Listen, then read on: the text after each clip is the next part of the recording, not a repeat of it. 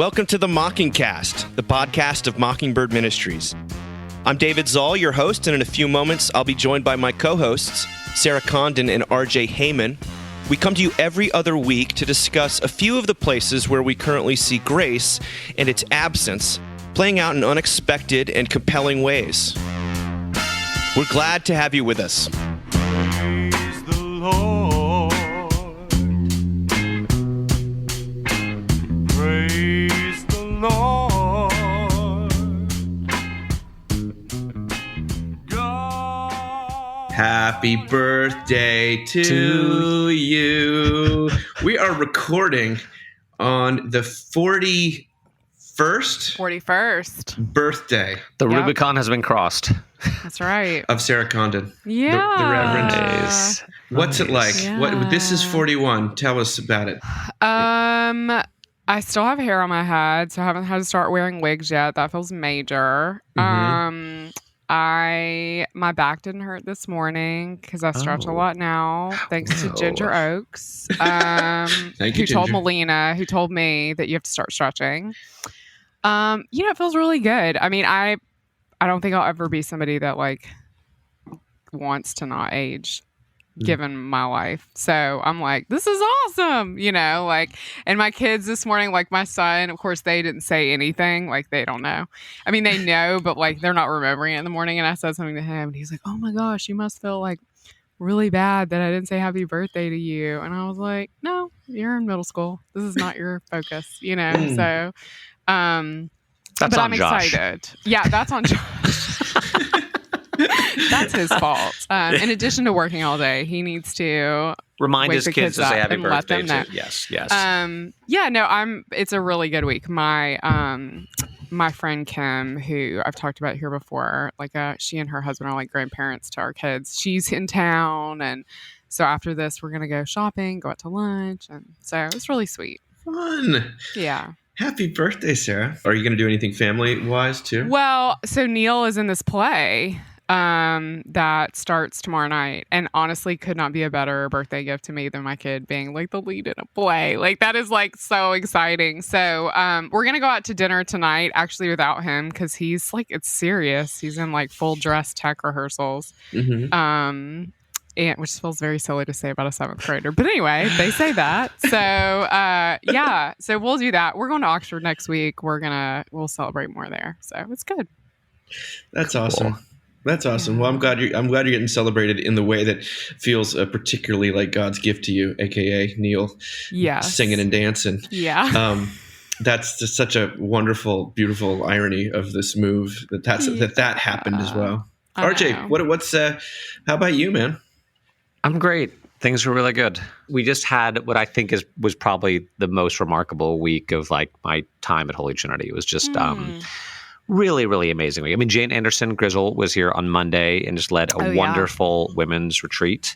Anyway, we're really good. And I'm also looking forward. We're going to be in Texas next week for Thanksgiving because that's where our boys want to be because that's where the girlfriends are. Oh, that's nice. Yeah, RJ. but we'll see some friends and hang out. And so You guys like rent a house or something? Yeah. That's We awesome. got an Airbnb and That's so good. flying out Sunday night, coming back Saturday, but it'll just be nice to get off the grid because October, November is a super, super busy time for clergy between stewardship and events and diocesan conventions and blah, blah, blah. So it'll be nice just to have a little time off the grid. But I'm tired, but it's like a really, really good tired. The RJ Heyman glory story continues. Pretty much. Every Yeah, Yeah. that's right. Twice a And month we Dave- get to hear the new strength to strength that RJ has I don't know going what to say.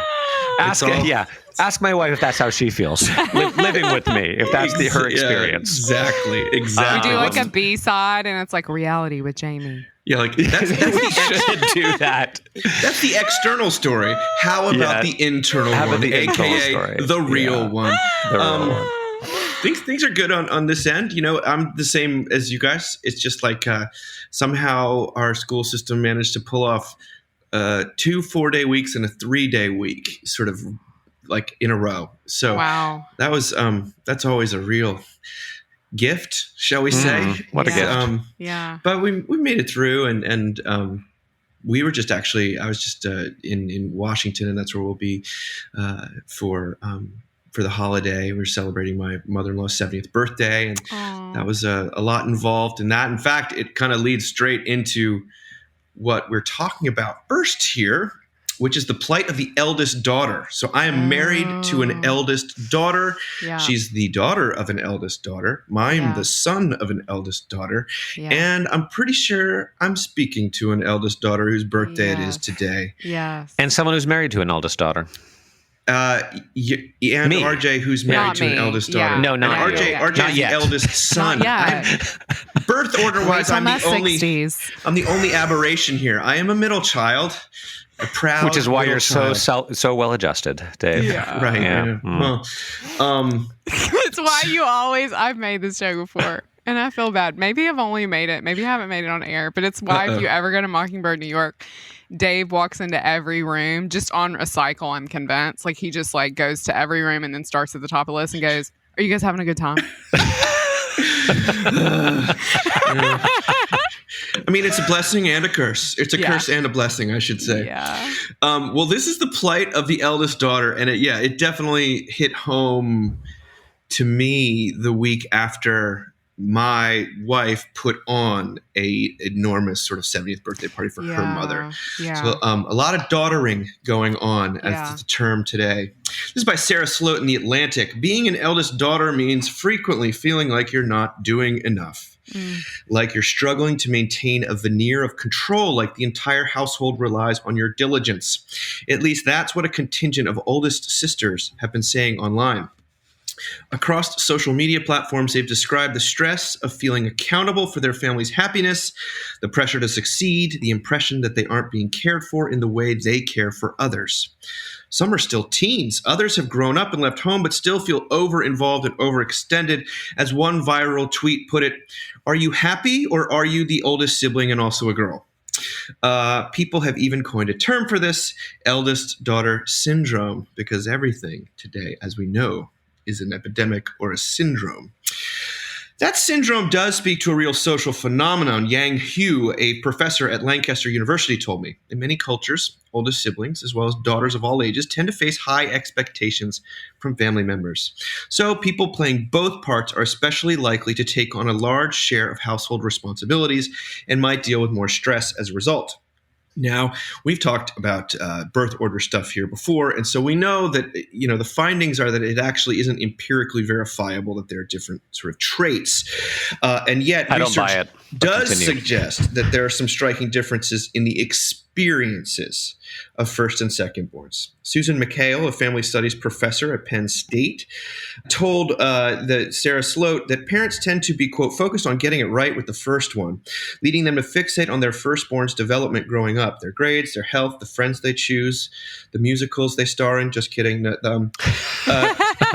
With their subsequent children, they might be less anxious and feel less need to micromanage, and that can lead to less tension in the parent-child dynamic. On average, American parents experience less conflict with their secondborn than with their first. I believe it. Oh, totally. McHale Yes. has found that when firstborns leave home, their relationship with their family tends to improve, and conflict then commonly increases between parents and their younger children because the spotlight is on them. Corinna Tucker, a professor at the University of New Hampshire who studies sibling relationships, told me that parents frequently compare their children. Go figure. This is my athlete. This is my bookworm. So-and-so is going to take care of me when I'm old. Dun, dun, dun, dun. Emphasis mine. And kids internalize those statements. But your assigned part might not align with your dispositions. People can grow frustrated with the traits expected of them and of their siblings. Daughtering is the term that Allison Alford, a Baylor University professor who researches these things, uses to describe the family work that girls and women tend to take on. Daughtering can be satisfying, even joyful, but can also mean caring for siblings and sometimes for parents in a way that goes above and beyond what other children, especially younger ones, are expected to do. Yeah, gosh, a lot of points of connection here. I just say the conflict with one's first child over the other one's major theme in my life. Yeah, same. And major theme in my family of origin too. Sure. The pressure that a eldest daughter feels that I've observed both in my own mother and then in my wife is just it's outsized, and it Yeah. talk about the law and the constant feeling of guilt. Like, Yeah. but it's funny that this is sort of being, I don't know, acknowledged in almost like a popular level. So I don't know, Sarah, let's hear it. What do you have, what's going on? I think I've mentioned this meme, but I love it, that says like, "Are you an eldest daughter? Can you ask for help?" And I mean, I will say there's so much I could say about this. I definitely fit all of sort of the markers for what this looks like in terms of like listening to their problems and, worrying about my parents a lot and making sure they're okay. And, I had tried to get them to move closer to us, like all of those sorts of things. And I will say there is a relief now, right? When I watch my peers who are eldest daughters navigate like failing health or even like throwing a birthday party because I've seen a lot of that lately. And yet there's still so much of my life that is eldest daughter, right? Like I sit in a room surrounded by stuff right now that doesn't belong to me that I don't want. I still sort of did that. And I remember just my brother was just like, just throw it away. And I was like, well, F you. Like, I'm just like, you can just throw this away? Like, how do you do that? What does that freedom feel like, And I will say this. I will say that in their deaths, I've tried to ask my brother a lot more how he would handle things because the pressure of them being here is not here. And so I think, learn from him as like the more relaxed one, which has been a gift. But I don't know. I mean, I also think it's like there are so many beautiful things about being the eldest daughter that it's hard for me to just be like, oh, it's the worst. Like, I did get like more music lessons and more attention and more like focus on my academics. And I got so much more of that than my brother did. I mean, my parents cooked meals every night for me. And by the time he came along, they were so busy with work that my dad, do you guys know the Schwann's truck? No. It's what's frozen food and they drive it around in a truck. And my dad was such good friends with the Schwann's guy that he would let him climb onto the truck. Big point of pride. Okay. So like my brother grew up on like frozen processed food. Like we grew up totally different in that regard. And I feel like it's an honor that I get to have all their stuff, right? Like that's such a beautiful thing to me that I get to make those choices. It's also overwhelming, but yeah. I would be curious, like how many, we have all these like stats now about people, I hate this phrase, but it's everywhere right now, going no contact with their parents, like as adults. And I would be very curious. I either think it's like 70% eldest daughters or 30% old. You know what I mean? Like, right. It's not neutral. It's not like all of them or it's none of them. It's not evenly distributed among the I have some in my life who eldest daughters who are not in contact with their parents. And, I just wonder, I don't know. I wonder what those numbers really are. RJ, what do you have to say? I'm thinking, my family's interesting because there's all boys. I'm one of 4 boys. There are no women. So I think about Jamie a lot. And I think she's an oldest daughter and she feels some level of responsibility to care for her parents, especially because, her parents are divorced, but her dad's wife died of COVID, That's right. Very unexpectedly. And then her mom's husband had a number of COVID-related strokes, which have made life more difficult.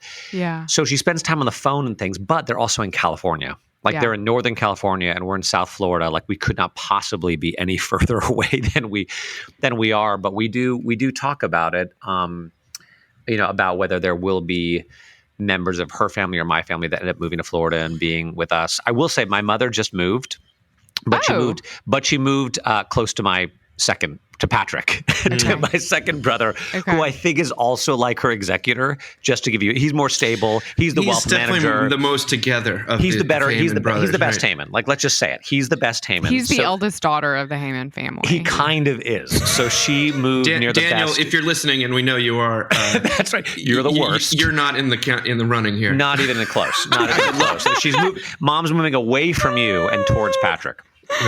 Right. But then I do also think Jamie, I think she mourns a little bit. She has an amazing mother and an amazing grandmother. And all three of them are very entrepreneurial. Like her grandmother started a credit union. Her mother started an insurance agency. Jamie started a couple different businesses. That's amazing. It is kind of amazing. That's so cool. What a legacy. Yeah. And I think Jamie's, not that she spent a lot of time thinking about it, but I think she would have liked to have had a daughter and kind of pass that along a little bit. So I resonate with a lot of this. I think also Spencer, our second, just was far and away our easiest kid. Just far and away. He's just slept all day. We take him to church, he would sleep. We take him out to meals, he would sleep. He was just always super low. As a baby, let's be clear, not as like a teenager. Would he also sleep in church as a kid? No, he just would sleep at home while we went to church. I see. Yes.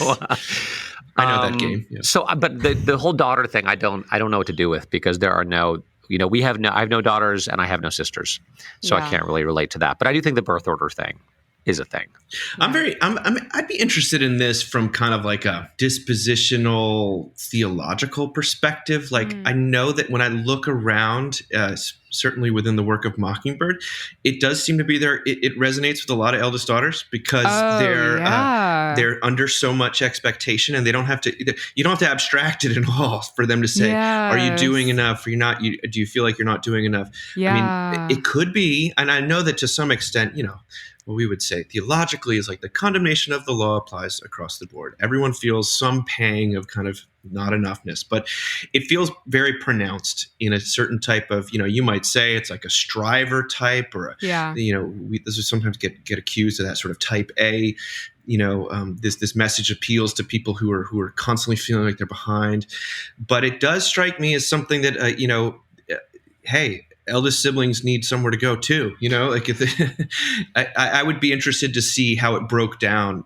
That would be fascinating. Lines. But let me say, my guess also is if you talk to their younger siblings, they would say, "Well, you don't let us do anything. You're such you're such a perfectionist and such a control freak. Yeah, like maybe we want to help, but we never do it the way that you would want it done, and we don't do it well enough." And do you know what I mean? Like I'm sure. Yeah. Well, I didn't read a portion of this where like one of the professors talks to how do firstborns describe themselves, and it all has to do with being leaders and being initiators. And kind of being proactive, and then you ask second and thirdborns how they would describe firstborns, and all of it say bossy, overly controlling, and there's it's another situation where I like how you said that, Sarah, because I think of our firstborn, not a girl, but while he is the one with whom there's the most conflict, he's also the one that gets the most attention, and he gets the most resources, just partly because we're sort of more, I don't think you can really like control necessarily how your brain works with these things as a parent, but like we're overly concerned because he's the one, he's always on the frontier of stuff we've never done before, So if he's 13 right now, it's like, oh my gosh, puberty. I've heard about it from RJ. I've experienced it myself, and yet puberty in 2023 feels very different than puberty in 1994. So anyway, I'd like that's all this to say is like just a tremendous amount of compassion is due all of us. But I do want to say on the point of the theological bent, one thing that is interesting about being an eldest daughter is your parents just don't step in for you as an adult. Like that's very much a pattern in my life and in the lives of friends that I have. So I think about my best friend who is an eldest daughter, and she has told me before that when she was a kid and her brother like had ADHD and a sort of a whole host of developmental things he was dealing with, that her mom would just say, "I'm so glad I never have to worry about you. I never have to think about you and what's going on with you. Like you're good." And in my own life, I can remember these moments. Like I remember Harvey is a very specific one when I really needed my parents to come. And I got in a pretty bad car accident and I really needed my parents to come. And I would see on my husband's phone that my mom would be like, I think she's going to be okay without us. And like I would ask them to come and they would be I remember Harvey mom was like, "I just can't do that." And she showed up for my brother in a lot of a bigger way, frankly. And so I think there's something, and that's not to criticize my parents. I think they're just doing what a lot of people do who have an oldest girl that like made okay grades and, stayed on the straight and narrow. I think that's part of the reason why Mockingbird for me and the message was so powerful, because it was like this first space that didn't say, actually, you have to meet these expectations in order for you to fulfill, like in order for you to be loved on some level. I mean, that sounds really harsh, but like it does not surprise me that, I mean, I know a lot of the women in Mockingbird and a lot of them are firstborns, because it's a word of relief to us. And I think that what's interesting here is that this word daughtering is basically a synonym for a huge amount of work. It's a privilege, but the kind of daughtering that an eldest daughter is called on to do sounds like it's inordinate compared to what the youngest daughter is called to do, or the youngest brother, or even brother. Even the eldest son. Like I'm not totally sure that boys. I always think of this friend, this neighbor my mom had who, they're having kids at the same time. And when she found out she was pregnant with her third and it was going to be her third boy, she said to my mom, I just know that when I'm in a hospital bed dying, it's going to be some strange woman standing over me, taking care of me, meaning it's going to be like a daughter-in-law. And like, I don't know how true that is, but like I mean, that made such a big impression on me. Like, well, okay, so the boys won't do it, like, what does that mean? So who does it? Well, there's certainly less of a thing where it's just not as acceptable, at least from what I can tell, for grown men to be super close with their moms in the way that grown women, like a lot of the grown women who have a quote unquote great relationship with their mom, that actually means they talk to their mother multiple times every day. Yes. And if I was as a grown man doing that, generally the thought would be that's weird. That's weird. There's an issue. Not generally. It wouldn't be okay with the other women in my life. No. So it's like, it's not necessarily that men are opting out. It's like, it's a little bit of a, but I just see that closeness, that emotional bond, like that mothers and daughters can have when it's good, carries with it this expectation that you will, yes, you're my best friend, but you're also going to be the one who cares for all my emotional needs and, catches me when I fall. But what I guess I'm trying to say is that the word of like the gospel and the sort of Christian relief here would be that to be a daughter of God is not to have to daughter well. Right. Or to daughter out of gratitude rather than obligation, or to, because is there even a term for sunning like that? That means you're tanning yourself. That's what you do when you're at the beach. That says something. Well, we're going to keep talking about parenting a little bit, because this next article is fascinating. We're going to talk about Sam Bankman-Fried's parents. Now, those of you been following the news know that Sam Bankman-Fried was this billionaire, made all this money in cryptocurrency, and has just been convicted, sort of a resounding guilty conviction. And he was seen as this wunderkind of finance, and also we talked about one time on this cast the effective altruism movement. He was sort of a part of it, and he's the son of two Stanford professors. So there is this Katie Roiphe wrote in the Wall Street Journal, "Why are we so obsessed with Sam Bankman-Fried's parents? They were very present in the trial, apparently. I didn't watch it, but this is fascinating. Part of the fascination of the trial was the inevitable confrontation between parental love and harsh reality. There was, in the press and the public, a hunger for Bankman and Fried to process that their son had committed the crimes he was accused of, which, of course, they may never do. The spectacle raises the unsettling question: can any parent see their child clearly? One wonders if the idée fixe we have about our children, quote, Sam will never speak an untruth. It's just not in him, his mother, Barbara Fried, said. Whether these ideas we often have are delusions or fantasies. If we are all this blinkered or blind on the subject of our sons and daughters, that's the question this raises. If we will follow them into any dark place they go. Sam was pretty conspicuously and flagrantly lying on the stand, but his parents may never believe that. She goes on to say, one fascination of this operatic family saga is what it reveals about the ultimate futility of privilege and the limits of our ability to truly save or even help our children.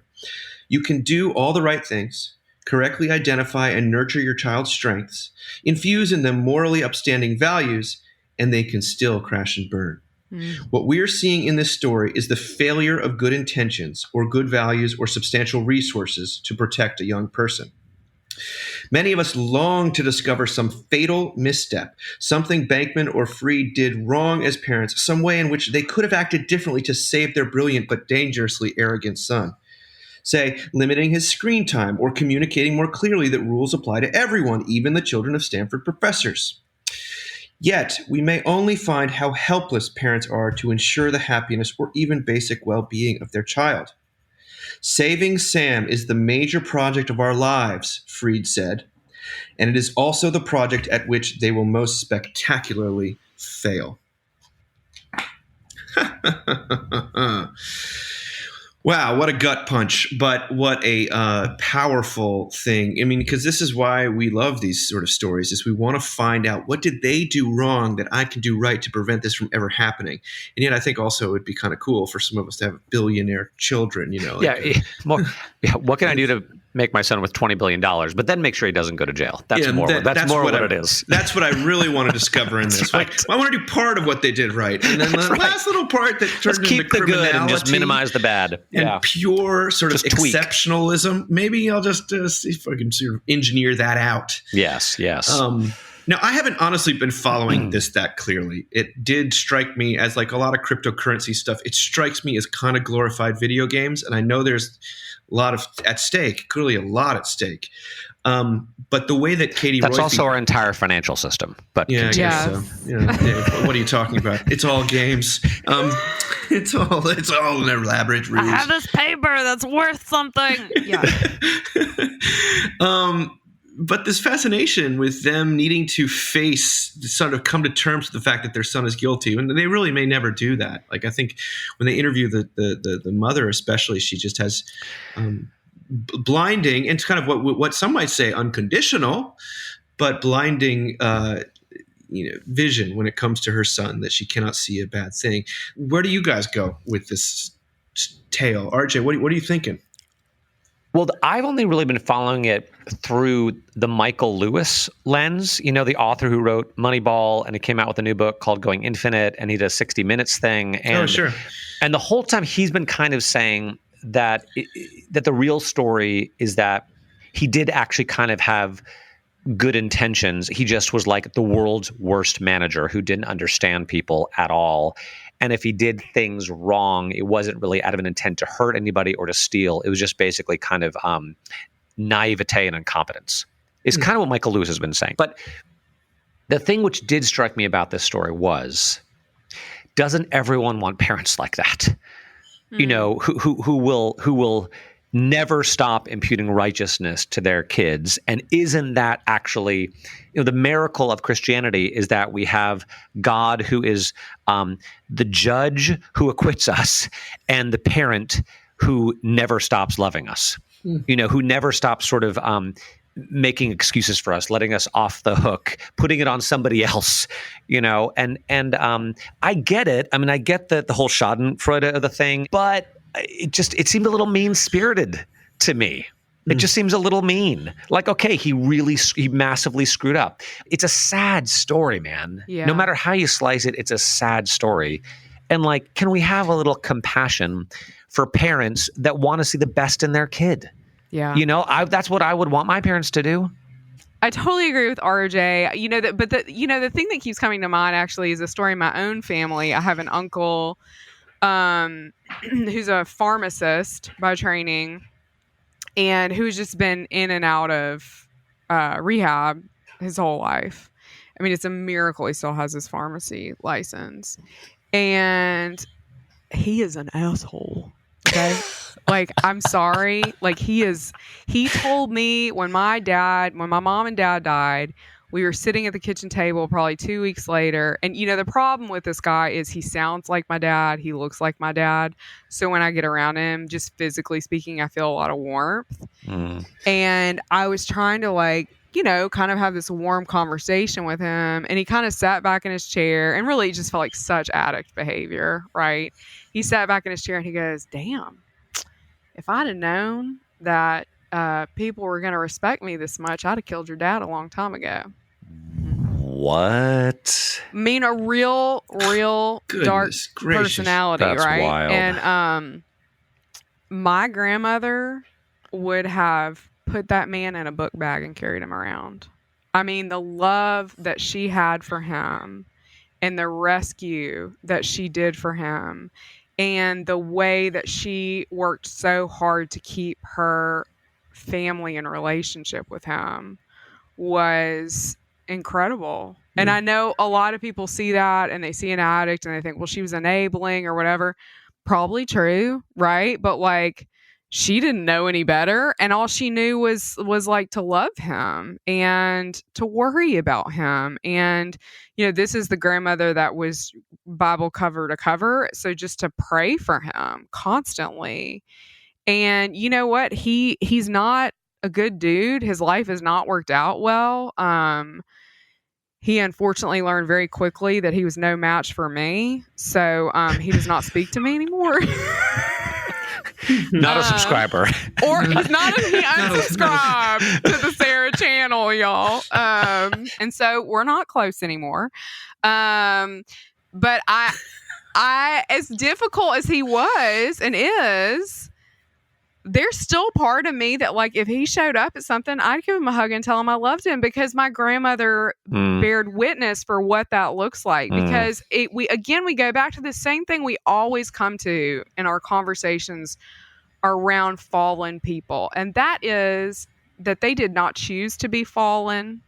They were not born thinking, I'm going to be a horrible person that says horrible things. That's not, we want to so desperately believe that. We want to believe that this guy, willfully made this money and willfully stole things and we want to believe that. I want to believe that my uncle just walks around being a horrible person to people and saying really mean things to his niece because he wants to. Because he wants to, and I genuinely don't think he does. And I think that's so. And my grandmother's witness was so important to me growing up. Well, if people haven't listened to Simeon Zoll's talk from Minneapolis called "The World is a Hospital," he tries to make it clear that we do not have what he calls a Manichaean view. That there are some people that are evil and some people that are good, like sort of a Marvel movie. And the point of life is to give more power to the good than to the evil, and somehow find the thing that will, the MacGuffin, the Infinity Stone that will allow us to vanquish evil. He says that evil is good going bad. I mean, it's not the it's to be redeemed, not to be annihilated. Which is why people are eating themselves alive over the Middle East thing, right? That's why people are eating themselves alive right now, because they're constantly but which person can we categorize and which group of people? Whose side do we take? Whose side are you on? Guess what? That's not how this works, And he just says, and it's a really compelling talk. It's very simple, but the Christian view of the world says that evil is real, but it's simply good that's been sort of disordered.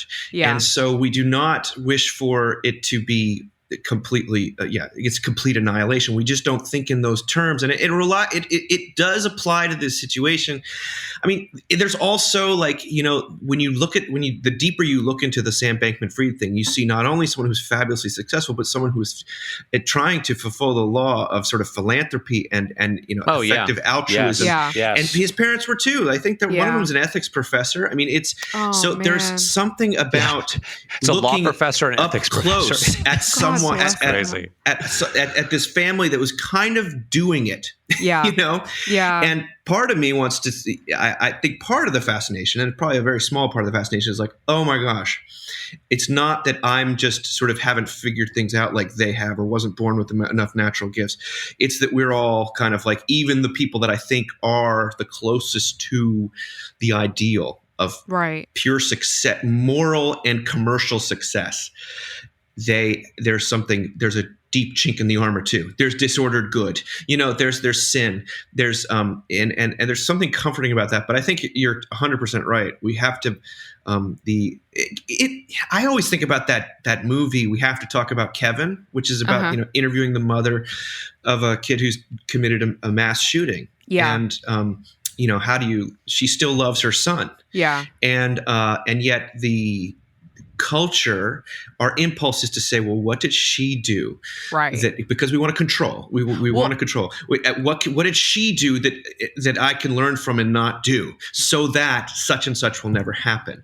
And that kind of silver bullet doesn't really exist this side of heaven. Well, and I think even worse than that, I do believe there is this visceral, and maybe it's just me, like maybe I'm just the horrible person on the planet, but I think there's this visceral thread in us that wants even his mother to say that he is unlovable.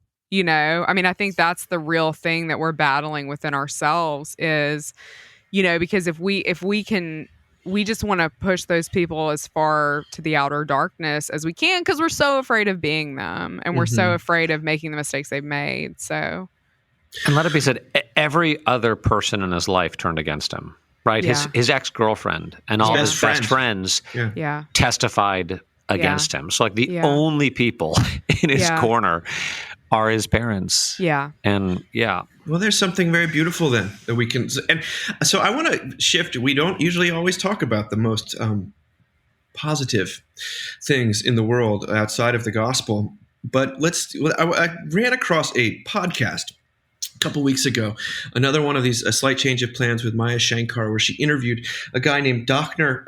Keltner, who is a Berkeley, UCLA Berkeley scientist, psychology professor, who's written a book called Awe, The New Science of Everyday Wonder and How It Can Transform Your Life. Now, this has there was an interview with him on the podcast, and this came out last year, and it's really, really fascinating. He's interested in awe. He says that after 20 years into teaching happiness, I have an answer. Find awe. If you want to find happiness, find awe. Now, what does he mean? Well, early on in this book, Keltner defines awe as, quote, the feeling of being in the presence of something vast that transcends your current understanding of the world. End of quote. Sound familiar? Keltner tells us that the experience of awe varies among different cultures, but it is a universal emotion, one accompanied by its own language of chills, tears, vocal bursts like oohs and ahs. He acknowledges that awe has a dark history. It's linked to fear, but insists that today it has largely been shorn of fear, citing one study that suggests awe sits closer to emotions like joy and admiration.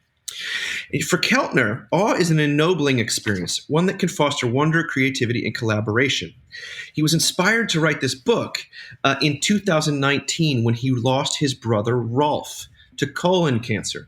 And he writes movingly about the transformative feelings that followed his brother's death. He says this: the boundaries that separated me from the outside world faded. I felt surrounded by something vast and warm. My mind was open, curious, aware, wondering. Now, so that's an experience of death that produces awe. Interesting. He shows that the stimuli for awe are remarkably varied, and he divides them into 8 different categories or wonders. The moral beauty of others, nature, collective movement, music, visual design, spirituality and religion, big ideas, and the cycle of life and death.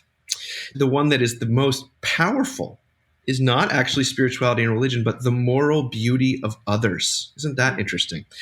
In one chapter, Keltner describes a visit to San Quentin State Prison in San Francisco, where he asked prisoners about their experiences of awe. He wants to check to see if this is only accessible to the quote-unquote privileged. And he found that prisoners facing unfathomably difficult circumstances do indeed experience awe, whether when reading the Quran or singing in a church band. Awe, he writes, is almost always nearby and is a pathway to healing and growing in the faces of losses and traumas that are part of life. If anything, he says, those who have wealth or status may find it harder to access awe. Feelings of awe shift attention away from the self toward what is around you, to being, in the words of Jane Goodall, amazed at things outside the self. The book reports awe stories from 26 cultures around the world, from Mexico to India to Japan to China. The moral beauty of others was the most universal source of awe. I agree. I think that experiences of awe, anything that draws you out of the self, we've talked about this many times before, but, and this is why I think a lot of people love nature so much. And it can be, he talks about experiences of collective effervescence, which is what you experience at, say, a Taylor Swift concert or at a church service. Collective effervescence is usually some experience of awe. What I think is fascinating here, partly, is not only is sort of quote unquote happiness linked to moving beyond the self or that which transcends the self, but the moral beauty of others being the greatest source of awe over spirituality and religion. And yet, what if your spirituality and religion is grounded and completely centered on the ultimate moral beauty of the other, which, being Jesus Christ and the crucifixion.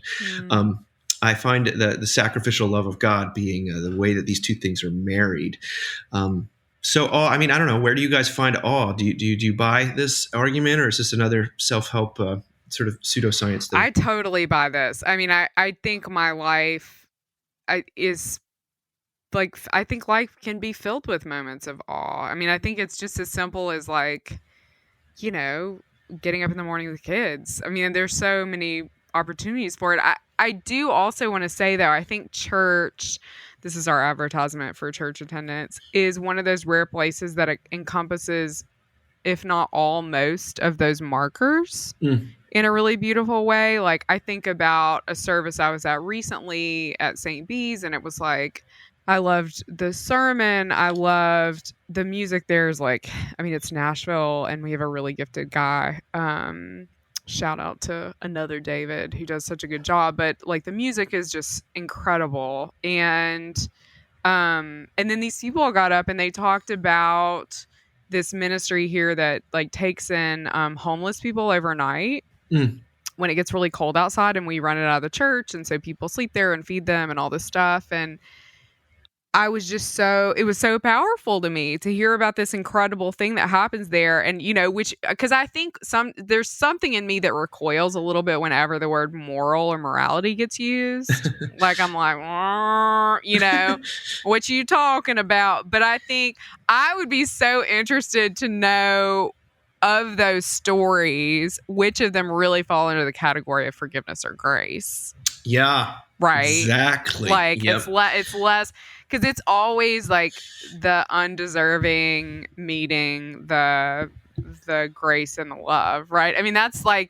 it's rescue. Not Rescue yeah, would be it's a big rescue. one. It's rescue. It's just, it's not follows all the rules, has the greatest faith. That's not what it is. So yeah. If you think about that's so interesting about church. There's also visual design is one of the categories. I know, yeah.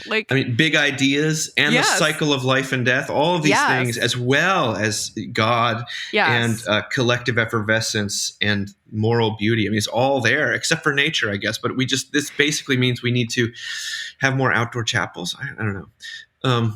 Rutger. I think one of the reasons I said earlier, this is one of the best weeks of my ministry this past week.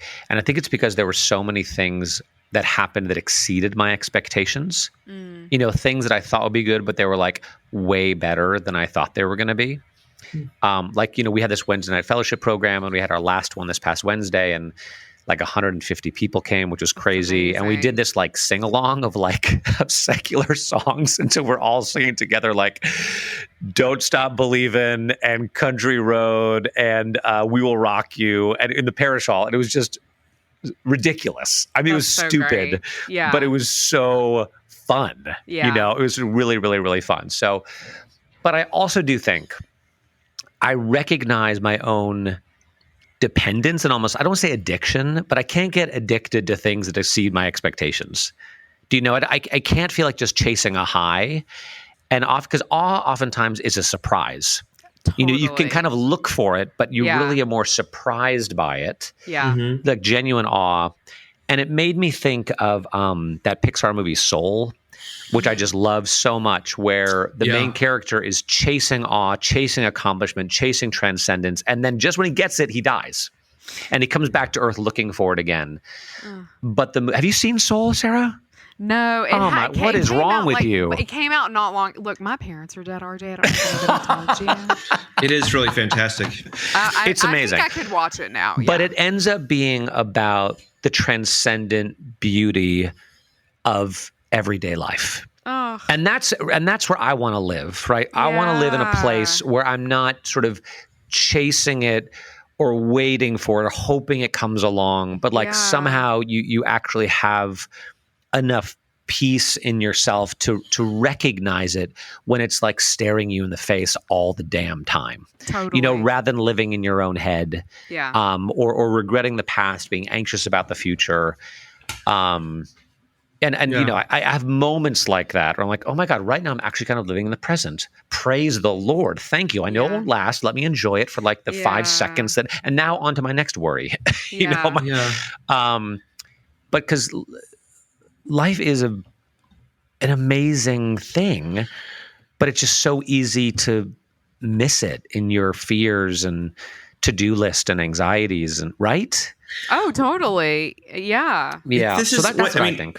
When I was a lot of times when I was doing the tour for Low Anthropology, I'd have people sort of ask about like what this means for hope and everyday life and all that stuff. And is this a sort of a downer of a book? And I said, my sense actually is that most of our experiences of awe, for example, are linked to a feeling of smallness.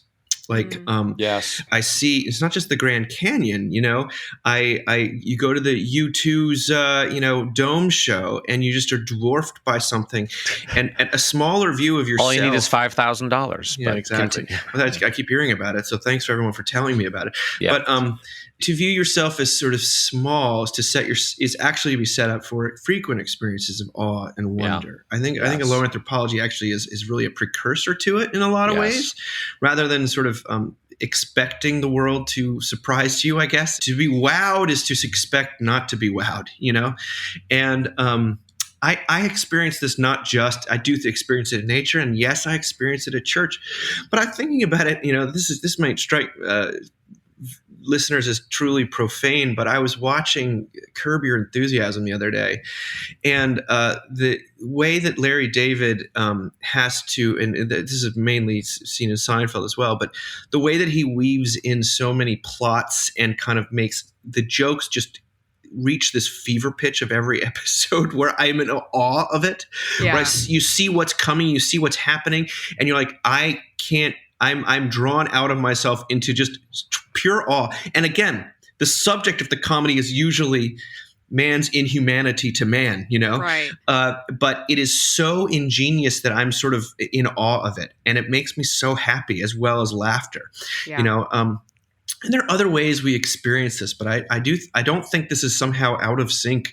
A really healthy view of awe is right in sync with a kind of an understanding of yourself as a creature who is not God and needs God. Because that's what he actually talks elsewhere about how awe is really understanding how interdependent things are and how you're a cog in the machine. You're not the machine, Right.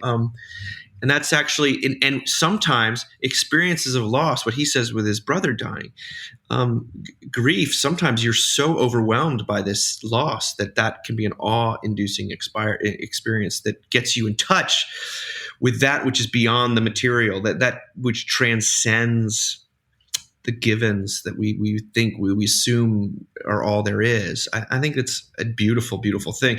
And I'm just going to keep going with this because this past week we have 2 instances of conversions that happened that I wanted to talk about. To Christianity, which, Christianity. And very, very unexpected people converting to Christianity publicly. Yeah. And it's worth talking about. Now, there's one sort of there's like a kind of, I guess, a high culture and a low culture one. The more popular one, shall we say, is one that, Sarah, you alerted to us through Instagram, and RJ, you have now listened to a podcast about. Kat Von D. Yes. She came to prominence. She's a very a well-known sort of reality TV star and tattoo artist, kind of like Morticia Addams from the Addams Family come to life, but with a lot more tattoos. Yeah. She put on Instagram her getting baptized, and she has this sort of, she's been not only as kind of like, I guess, how would you describe her persona? Like almost devilish, goth, and she's very, sexy. I would say very goth, sexy goth. I think Morticia Addams, but updated, is like a really good description. Like she wears all black. She keeps it very pale, on her face. That's part of her look. It's part of her vibe. Yeah. And I don't know if I can cut in here. Yeah, okay? just cut in, because Relevant Magazine interviewed her. She says she just went to church and just felt like she needed to go. And totally. Yeah. She says she's on fire for Jesus, which is not the headline anyone was expecting. But Sarah, tell us more. Yeah, so she's sort of fits into this actually pretty common practices of women, I would say my age, maybe Gen X and younger, where there's a lot of interest in the practice of witchcraft, of Wicca. There's also, I would say probably people would see the more benign version of this would be like really into tarot cards and things. Astrology. Didn't we talk about that? Astrology definitely gets lumped in with that. I'm so sorry for anybody who that pisses off, but I'm not, because it's the same thing. And she, this is kind of her practices. And I just side note, if you are somebody who does these things or is into these things, I totally get it. Like, I want those answers too. And, I get it, but it's not it, also I get it and it's not it. And, on the one hand, I think all of it is not real. And on the other hand, I think if it is, I don't want it anywhere near me. And so I think that's kind of the conclusion she's come to. I mean, my joke about this that I think is funny and no one else may is that, in Wicca, it's very naturalistic and I just imagine there being bird bones involved somehow.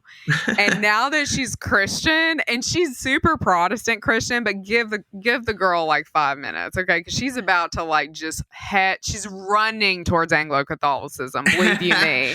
Because you want to talk about, we got people bones, you know what I mean? We got all kinds of new stuff she can try out. So, I mean, that's a joke, but except what she'll say is she just wants to understand the Bible. She just wants to study and understand the Bible. RJ's going to be serious about it. And she chose the church that she chose in rural Indiana. Yeah. They moved to a little town in the Mississippi in Indiana because she walked in and she's like, I wanted to know if the pastor could teach me the Bible. Yeah. And she's in a Tuesday women's Bible study. That's what, and there's more I could say, but Sarah, continue. No, I mean, I think that's great. I think it's a really remarkable, beautiful thing for someone to realize this thing that maybe, she said, I just didn't want this stuff in my home anymore. I didn't want it around my family anymore. And that's pretty powerful. I mean, the sort of occult things that she was like, this isn't good for us to have around. And I think there's a real honesty in that people are probably afraid to say out loud, especially people who let's be real. Kat Von D, she comes from the left. Do you know what I mean?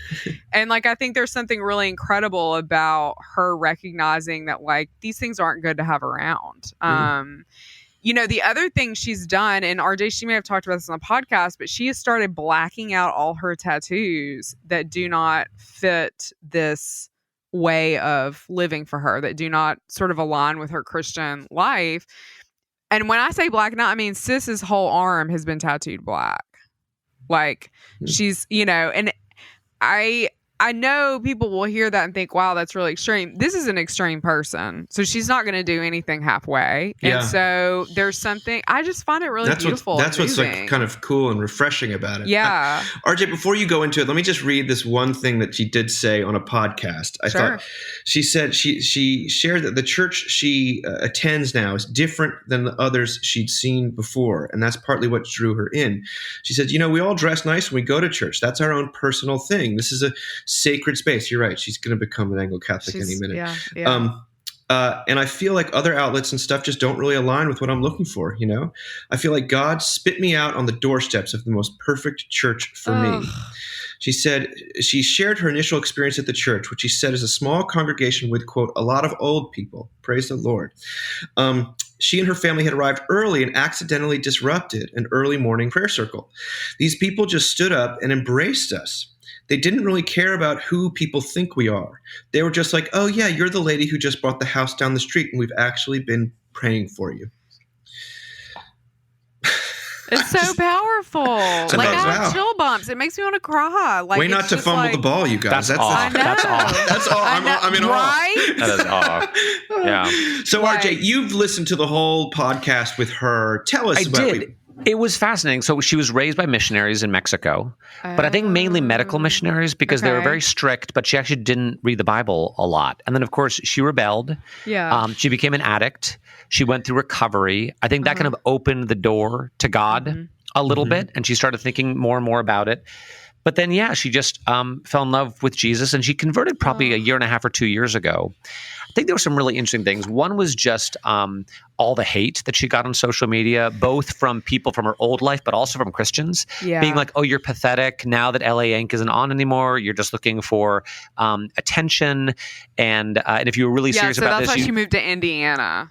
Well, and she said, first of all, she's just like block, delete. Yeah. And she said, it's tough. But she said, honestly, my husband isn't there yet. He's processing, he's not quite there yet. And I'm praying for him, but this is not helpful. And she's like, and he's like, babe, I'm not sure I want to be part of this tribe that's going to attack me. And she did say, just so you guys know, like tons of goth kids reach out to me and they're like, I'm kind of interested in Jesus, but everyone at my parents' church hates me. Yeah. No one will talk to me. Yeah. But they're talking to Kat Von D.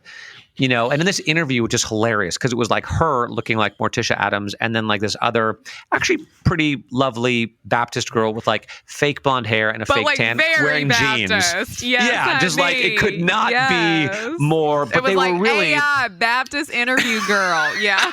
But they were so respectful and humble and kind of vibing on each other. And, one of the questions this interviewer asked was like, what do you say to the Christians who are like, how can this person be a Christian with all these tattoos and the punk rock music and the stuff she's into and the death? And Kat Von D was like, well, yeah, like I like what I like and I'm into what I'm into. And she said, people enjoy sports. And that's not all about Jesus.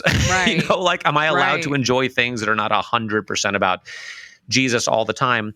And it did strike me like, from Corinthians, right? All things are lawful, not all things are helpful, but it's kind of up to each Christian to decide what is actually helpful for them. And we need to give people the freedom to live their Christianity and like the things that they want to like.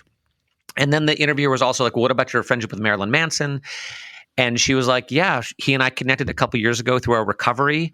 And all I'm going to say is like, no one has any idea what's going on with Marilyn Manson, and there's some really amazing changes happening in his life. And I'm not about to cut all my friends out of my life just because I'm a Christian now. Yeah, I pray for them, I love them. Yes. I don't think Jesus would want me to stop being friends with them. No. So it was just like, bam, bam, bam, That's bam. so I was like, this cool. chick is awesome. She gets it. Just so humble, and also very humble. Like I'm still learning. I'm figuring out the Bible. I'm figuring out what life looks like. I don't have the answers, but I just feel like I'm still called to be She's myself. like, I don't want to be the poster child for Christianity, but No. I'm certainly not going to deny that it's true. I also, yet another lesson. Listen, boys and girls, if you want to go full goth, just go to the catacombs in Rome. I mean, you could not have a more. There's nothing more goth than Christianity, guys. Okay, there's a straight line. There's a whole architectural style named after your. Yeah, come to us. Okay? The Cure, the very name of it. I mean, it's like follow it, follow disintegration all the way, my friends. Visit Saint-Sulpice. True. Go to Sagrada Familia. It's wild that American Christianity does not have any it only has ironically goth things, but the history of Christianity is there's no goth without it. It's metal. Okay, this is the goth. We are all going. Oh, you know what she also said? She's like one of the first people she connected with when she was Alice Cooper.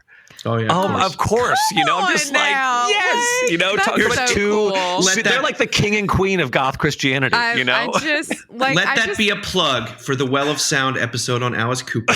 Here we go. Here we go. It will change He's your slipping life. It in. It's plug. Oh Alice God, Cooper you guys, rules. it was so good. It made me so That's happy. so cool. Yeah. Well, let's If you go. don't do anything else, I gotta say this. I want her to come speak at Holy Trinity. Kat Von D, will you please come Yes, speak at Holy Trinity, yes. West Palm Beach? Name the Yes. time, name the place, please. Yeah. Okay. That's all I'm gonna say. You gotta watch her baptismal video if you don't do anything else. Oh, it's gorgeous. Because The moment she gets baptized is like you have to well up. My sister in Christ. My sister. Oh. All her friends are there, and I'm betting a lot of them brought their tarot cards. You know what I mean? And they're super goth. She's got like a whole crowd of like everybody is pretty much dressed in black, right? Like generally speaking, if you have everybody's pretty much dressed in black. And honey, she's got the hair and she's got all that stuff, except when she gets in that font, she is in a white robe. I know. It's and really I jarring lose myself. and the most beautiful. It's so beautiful. We will definitely put that link in the show It's notes. incredible. RJ, last thing before we there's go on to also the next something. one. You remember where there's a guy playing a trumpet?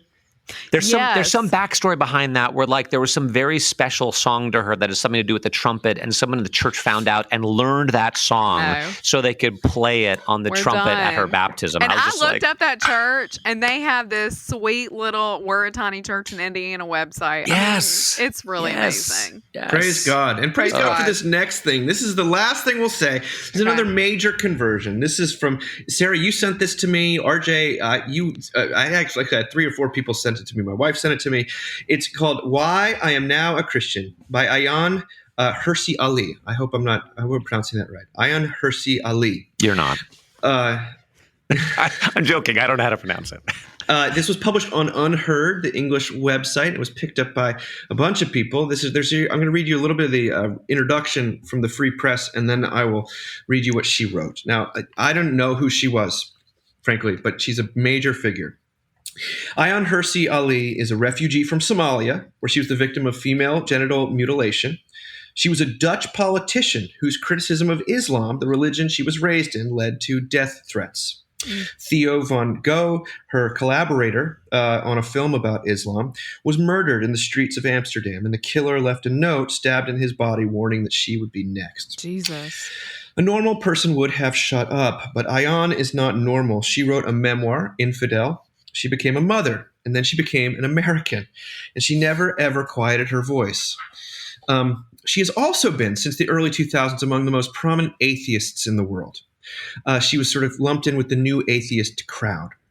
Or at least she was until late last week, when she announced that she has converted to Christianity. The Egyptian intellectual Hussein Abu Bakr Mansour wrote in reaction to the news that Ayan Hirsi Ali's announcement of embracing Christianity is one of the biggest pivotal moments culturally since 9/11. And I don't know how many people actually realize that.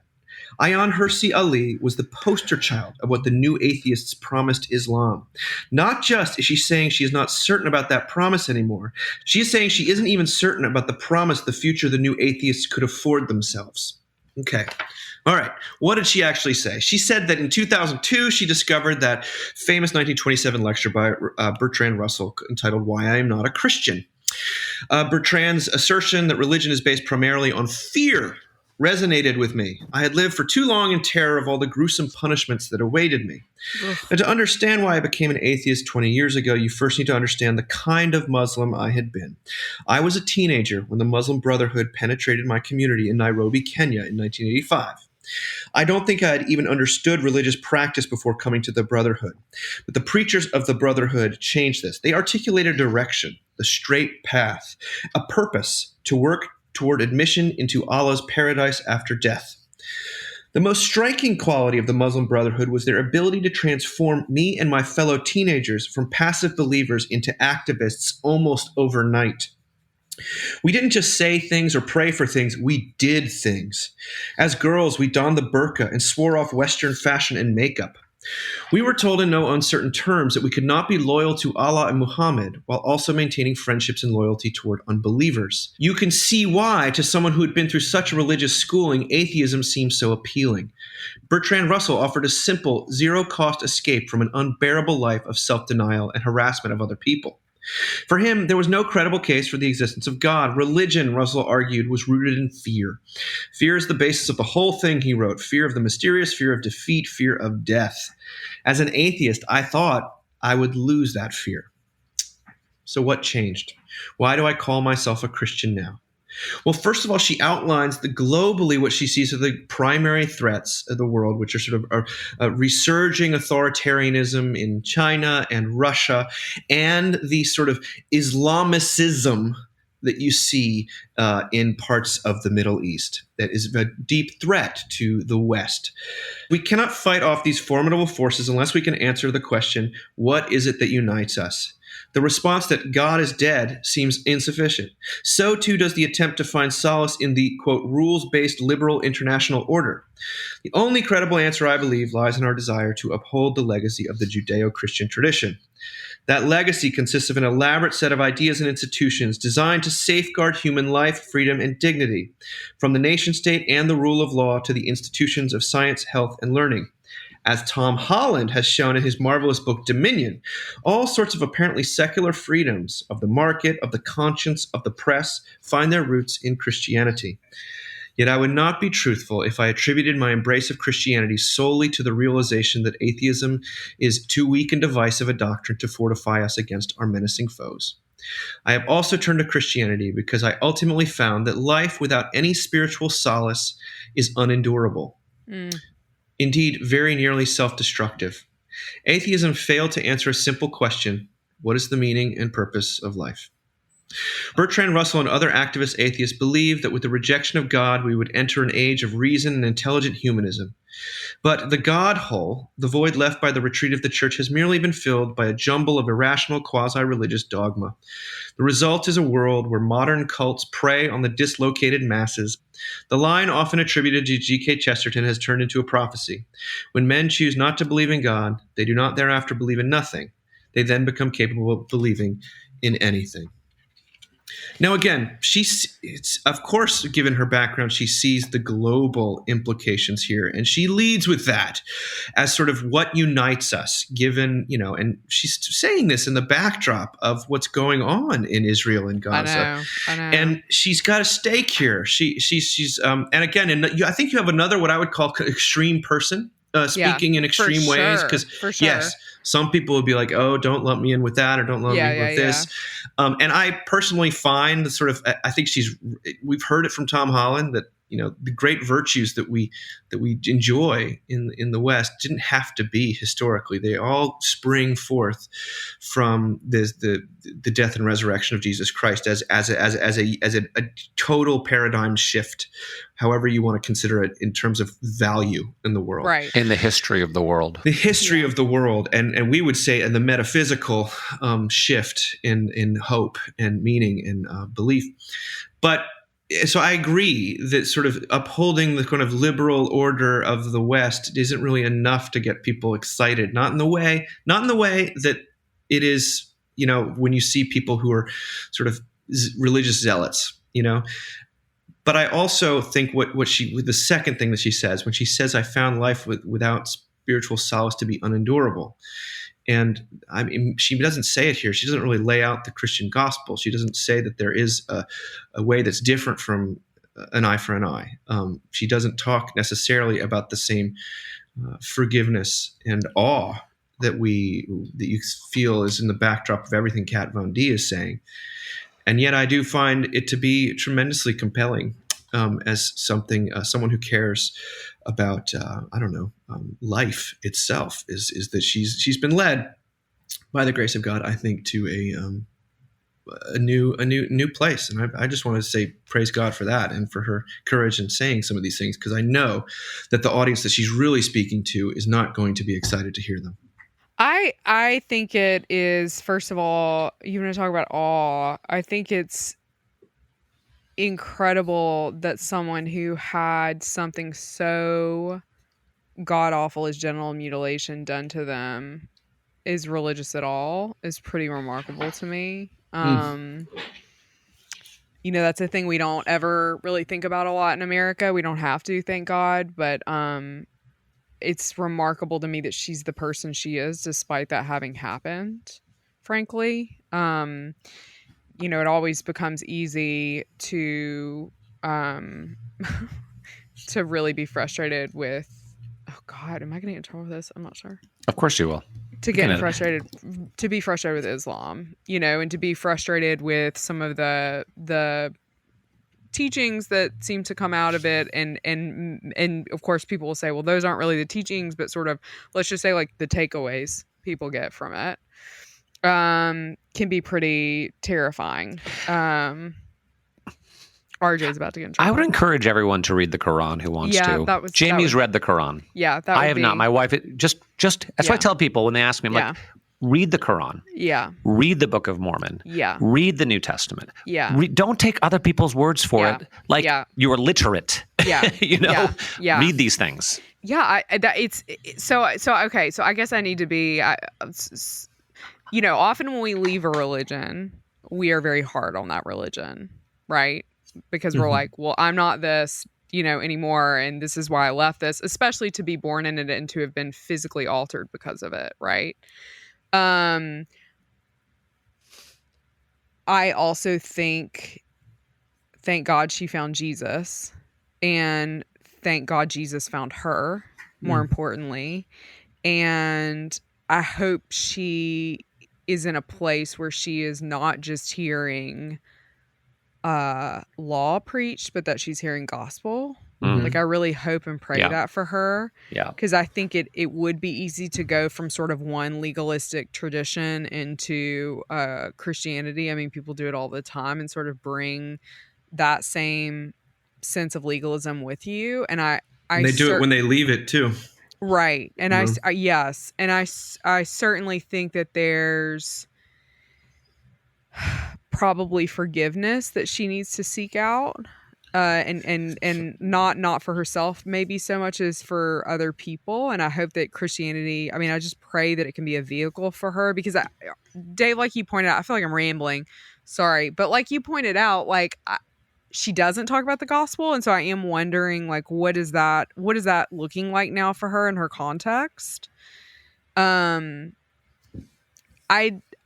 other thing I want to say about this, and then I'll stop just rambling, but I think this is a very clear answer to the question of, well, why can't we just, like, you know, be like the John Lennon song, right? And just like all get along and be happy and be like, you know, and frankly, be like progressive leftist and, like, you know, all these things. And it's like, because if there's no meaning, you literally wilt and die on the inside. Like, if this is all there is, and there's no real meaning and connection and light and spirituality and religion in your life, you are dying on the inside. Whether or not you want to admit it, you're dying on the inside. I don't, and I know that sounds really judgmental, and I'm sorry for anyone who listens to this that it offends. I genuinely am. But I really believe that. And the older I get, the more I believe it. So, yeah. Did any of that make sense, you guys? Sure. It's a hard thing to talk about. I mean, it is a really awkward subject. And I do think that RJ is right to say, read the Quran and form your opinions for yourself. I do happen to think that the fuel people have to be angry about the tradition from which they come, and in her case, it is sort of a radical Islam. Yeah. But for some people, it's radical atheism what she fell into. The anger at can only sustain you for so long as the purpose, and maybe it'll sustain you for a long time, but it can't sustain you forever without sort of eating you away. Yeah, is what I hear. Unless that you're somehow able to find or be found by a source of meaning. You have to be for something. You have to be for something, not just against something. Totally. You know, and it helps if that something is true. Yes. If God, the God of grace and mercy, is the center of it. I mean, I happen to think that Bertrand Russell's thing about fear, it's always struck me as all religion is about fear. You might say it's all about awe, and there is an element of fear to that, the fear of God. But I also think it's about the awe, sort of the moral beauty of the death and resurrection of Jesus Christ, and the grace of God, which doesn't create fear in me. It's where I run to when I am afraid, and this is the great, terrible, awful irony of the world in which we live. And it's like that would have been cast as its opposite is deeply sad. I don't want to deny that it has been, but maybe I sometimes wonder, in the kind of crumbling of the West and of Christendom, do we have a chance to get back to God as being the refuge rather than the wagging finger? Because that's what I think, that you start to read the Bible like Kat Von D, and you really discover that's who God was all along. 3 things. The first thing is to remember about Jesus. He's never coercive. Yeah. He never forces himself on anybody. He is never violent. He is ready to go to his death rather than to inflict violence on anyone else. He has no political ambitions whatsoever. And so anyone who has an inclination towards enforcing their Christianity on somebody else by any means, politically, religiously, whatever it is, that is not the spirit of Jesus, right? He is always non-coercive. He says, he who has ears to hear, let them hear, or not. And he dies alone, betrayed by everybody, and then comes back to life. So we need to remember that, and that always troubles Christians, and probably more right-leaning Christians, who are like, well, no, that wouldn't really work today. The world is different today than it was in the Roman Empire. No. Actually, the Roman Empire was worse than the world. Was way worse. Like, you have no idea, and yet Jesus dies. Yeah. So we need to hold on to that. The second thing is so that's for sort of the people more stereotypically on the right. On the left, we need to remember not all religions are the same. They're not. Yeah. They're not. I'm sorry. And to say that they are doesn't just do us injustice, but it does injustice to Muslims and Hindus 100%. And Buddhists. And they're not the same. And no one is saying that they're the same except people who don't believe them. They're not the same. So go and read and talk to people. And that's a second thing. And then the last thing I want to say is I do just kind of think Jesus is the best. Like, not in a triumphalistic, but seriously, not in a triumphalistic militant power, not in a way that's going to make me enforce it on anybody. He's just more good. Yeah. He's more gentle. He's more loving. He's more accepting. He's self-sacrificial. It's a hard path. More counterintuitive, certainly more against the grain of revenge and recrimination. Yeah, we were talking about, again, on Thursday morning with the men's group about the Israel-Palestine thing, as we always are. And I was like, look, the only solution is when someone decides to say, I'm done fighting, I'd rather die. I'd rather be killed than kill. That's the only hope is that someone just lays down and says, I'm done, which is what Jesus does for us. But we don't want to hear that. But he's so good. Not all religions are the same. Jesus is amazing. But even if we think that Jesus is the best, it doesn't mean that we're imposing that on anybody else, because he never did. He just part of what people. Makes him so amazing is that his core is grace, love. Yeah. God is love. And there are no Christians forcibly converted until like 800 or 900. Charlemagne was the first one to do it, and it was a huge mistake. The Crusades were a huge mistake. The Inquisition was a huge mistake. Like these are. Yeah, but a lot of really cool Goth stuff sort of comes from that. Yeah. Thanks for talking today, guys, and we'll be back after Thanksgiving to talk more about the grace of God and all the things we find awe-inspiring. Thank you. All right. Happy birthday. Y'all. Happy Thanksgiving. Thank Talk you. to you soon. All right. Bye, guys.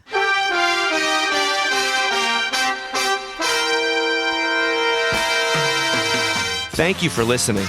Remember, you can find us on the web at www.mbird.com. And we'd always love to hear from you at info@mbird.com. Audio production for the Mockingcast is provided by TJ Hester. And if you like what you've heard, please drop over to iTunes and leave us a rating or review. Until next time. Praise the Lord. Praise the Lord.